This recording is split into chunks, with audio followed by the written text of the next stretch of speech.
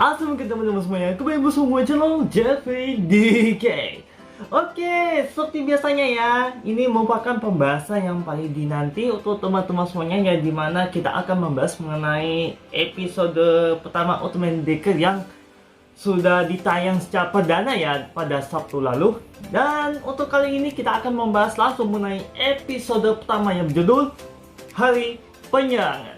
Oke, jadi untuk cerita kali ini bener-bener seru banget ya untuk ditonton, sangat menyenangkan banget.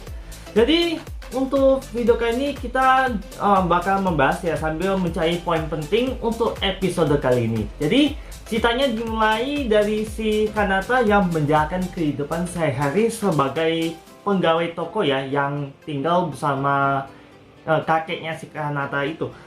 Dan pas di saat itu ada seorang ibu yang ingin mempersiapkan seperti oleh-oleh gitu ya, yang katanya ingin pergi ke planet Mars. Jadi mana ada cucu yang baru saja lahir di planet Mars. Jadi makanya ibu-ibu tersebut pun pengen melihat cucu yang baru lahir di planet Mars tersebut. Karena di planet Mars itu sendiri katanya populasi manusia semakin berkembang di sana. Jadi lebih banyak manusia atau sebagian dari populasi manusia di bumi ini ingin tinggal di planet Mars. Dan dengan senang hati si Kanata pun mengatakan beberapa barang yang harus ia antarkan sambil mengantar ibu tersebut ke bandara agar dia bisa ke planet Mars.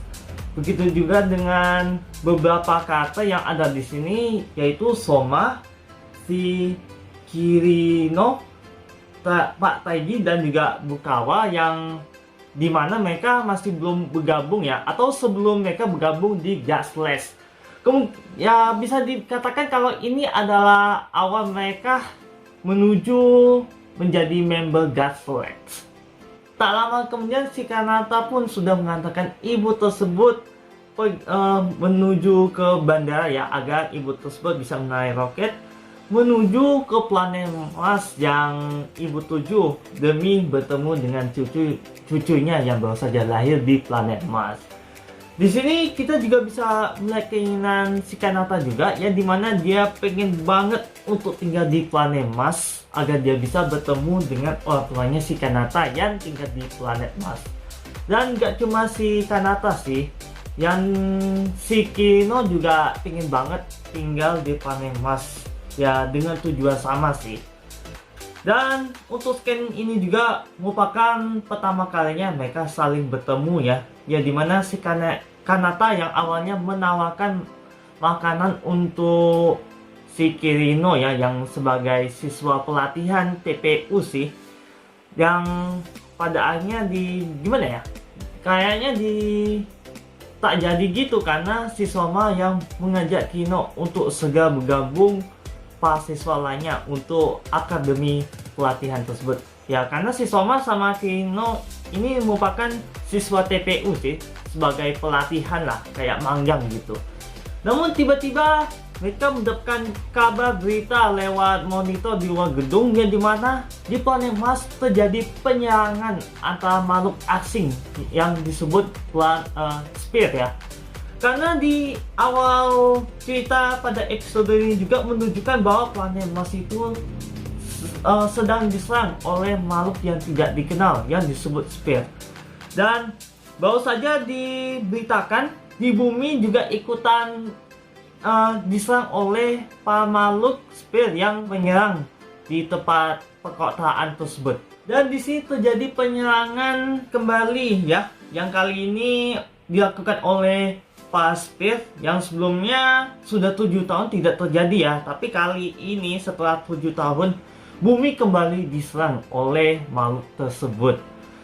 Para masing-masing TPU pun segera melakukan penyerangan untuk melindungi kota yang mereka tinggali ini, termasuk beberapa siswa TPU yaitu si Kino, Soma, dan juga yang lainnya untuk melakukan pengungsian para warga yang ada di sekitar kota tersebut.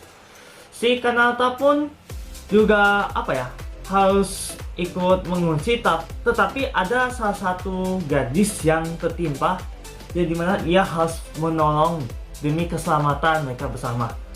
Ini si Soma dan juga Kino yang bertemu dengan Kanata pun yang awalnya dengan cara membentak si Soma itu mengatakan si Kanata agar mengungsi, tetapi Kanata tidak bisa menghindar akan hal itu karena bagi dia sih menolong sesama ada hal kewajiban untuk kelangsungan hidup mereka bersama gitu. Dan pada akhirnya pun si Kirino dan juga Soma ikut membantu Kanata menolong gadis tersebut. Sedangkan untuk si Sawa dan juga Pak Taiji melakukan suatu hal untuk ikut menyerang Pak Spirit tersebut ya. Karena begitu banyak Spirit tersebut itu sampai tembakannya itu seolah-olah kayak tidak mengenai Spirit. Ya, seolah-olah juga mereka seperti nembak kemana gitu. Ya, namanya juga Spirit ya, mungkin agak sulit untuk mereka kalahkan. Begitu juga dengan God Celeste yang ikut melindungi kota tersebut dari serangan Spirit. Hanya saja bedanya ini di sini tidak ditunjukkan mengenai anggota sebelumnya tuh dari serial Ultraman Tiger kan. Ya mungkin karena cerita kali ini tentang si Decker ya. Jadi anggota sebelumnya itu tidak ditunjukkan. Sampai pertengahan peperangan tersebut muncullah seekor monster yang bernama Spinosaurus ya, yang memunculkan elektromagnetik yang membuat fungsi Gas Falcon dan juga Nurse DC itu seperti malfungsi karena pengaruh elektromagnetik dari Spinosaurus. Dan di sini lanjut ya dari Kanata, Kino dan juga Soma. Di sini mereka telah berhasil menyelamatkan gadis tersebut, lalu membawa gadis ke suatu tempat untuk mengungsi ya. Dan tidak lama kemudian kedua pasukan atau anggota TPU pun juga ke bawah Spirit atau gak tahu itu kemakan atau gimana ya, pasti mereka seolah-olah mati karena serangan Spirit tersebut. Si Kanata pun masa tidak ingin tinggal diam, yang dimana dia pun harus melawan balik untuk melindungi orang ya di sekitarnya gitulah. Namun pada akhirnya si Kanata pun diserap oleh Spirit tersebut yang membuat Kirino, Pak Taiji ataupun Soma yang melihat kejadian tersebut itu seperti menganggap si Kanata itu tewas karena accident tersebut. Namun di dalam Spirit itu si Kanata pun tetap bersikeras untuk menolong orang-orang di sekitar dengan kekuatannya sendiri itu. Dan melihat tekadnya si Kanata pun memunculkan sebuah cahaya di hadapan si Kanata, ya dimana pertama kalinya si Kanata itu melihat sebuah cahaya, raksasa cahaya di hadapannya ya. Dan di sini kita juga bisa lihat bahwa si Kanata itu diperkenalkan oleh di cahaya tersebut ya bernama Decker ya, lewat telepati gitulah. Soalnya kita melihat scan tersebut itu si Kanata itu seolah-olah berkomunikasi lewat telepati oleh cahaya tersebut. Dan padanya kekuatan cahaya pun memberikan kekuatan ke Kanata yang merupakan Ultraman Decker ya. Untuk Kanata agar bisa menggunakan kekuatan itu untuk mengalahkan para Spirit tersebut dan juga monster yang ada di kota tersebut. Dan dengan telepati itu juga pun si Kanata jadi langsung tahu cara untuk menggunakan kekuatannya dengan memakai Ultra Deflection dan juga Ultra Dimension Card itu untuk berubah menjadi Ultraman Decker untuk pertama kalinya.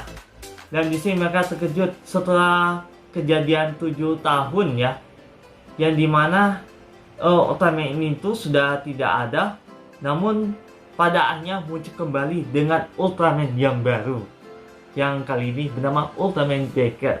Dan di sini pertarungannya epic banget ya, dengan gaya bertarungnya si Decker ya sangat mantap banget, pokoknya aku kasih jempol. Begitu juga dengan Decker yang berhadapan dengan Spinosaurus yang kemungkinan disaman oleh si Giga Speed ya. Soalnya di pertengahan cerita sebelumnya juga menceritakan tentang berbagai Giga Speed itu ada di seluruh negara, yang belum tahu apa yang dilakukan oleh Giga Speed. Nah, lanjut petangan si Deckard melawan si Spearosaurus ya. Dan di sini singkatnya si Deckard berhasil mengalahkan si Spearosaurus ya dengan menggunakan finisher Cell Jet Ray. Dan disinilah di saat melihat fenomena Spear di atas itu seperti kebaca lewat pemandangan mata Deckard, yang dimana bumi bakal diselimuti oleh Spear Field kalau kusebutin ya. Soalnya Giga Speed di seluruh negara itu melakukan fenomena yang sama untuk mengurung bumi tersebut dengan menggunakan Spear Field. Itu maksudnya ya. Melihat apa yang bakalan terjadi, si Deckard pun segera mencegah Giga Speed mengurung bumi dengan Spear Field. Namun apa dayanya, karena terlalu banyak Spear, si Deckard jadi sulit untuk menghentikannya. Dan pada akhirnya pun si Deckard tidak bisa mencegah tersebut karena Giga Spear yang ada di seluruh negara tersebut pun telah mengurung bumi sepenuhnya. Dan Deckard pun langsung jatuh di tempat Kino, Soma dan juga Pataji itu berada. Setelah sadar dari pertarungan tersebut, si Kanata pun merasa seperti tidak bisa apa-apa, bahkan dengan kekuatan cahaya yang baru saja ia dapatkan gitu. Si Kino dan Soma pun pada akhirnya merasa lega ya, karena si Kanata itu baik-baik saja. Hanya saja si Soma itu agak marah karena tindakan si Kanata itu seolah-olah menurutnya itu barbar banget, karena membahayakan si Kanata itu sendiri karena tindakannya. Namun untung dicegah oleh Pataji ya, karena menolong itu merupakan hal yang terpuji. Hanya saja dia menasihati si Kanata agar juga mengutamakan dirinya, keselamatan dirinya maksudnya gitu. Namun pada akhirnya pun si Pataji pun mengajak si Kanata untuk bergabung ke pelatihan TPU untuk mengikuti seleksi. Kayak gimana ya untuk penjelasannya? Kalau bisa dikatakan si Pak Taiji ini mengajak Kanata untuk melindungi bumi bersama gitu. Jadi makanya dia pengen mengajak Kanata untuk bergabung bersama mereka gitu. Lalu beralih ke scan lain yang dimana kita diperlihatkan mengenai berita tentang kejadian yang baru saja terjadi, yang dimana gak cuma planet bumi saja yang diserang oleh Spear dan juga dikurung oleh Giga Spear ya, tetapi juga planet Mars yang ikutan dikurung oleh si Giga Spear dan juga beberapa Spear yang ada di sana dalam penyerangan tersebut.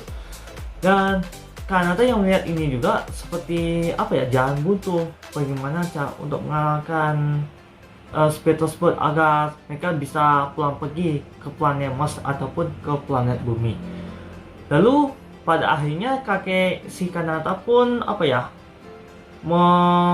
mengatakan padanya untuk mengikuti hatinya untuk melindungi orang sekitarnya gitu. Dan pada akhirnya tekad si Kanata pun keluar untuk melindungi orang-orang di sekitarnya dengan bergabung di pelatihan TPU.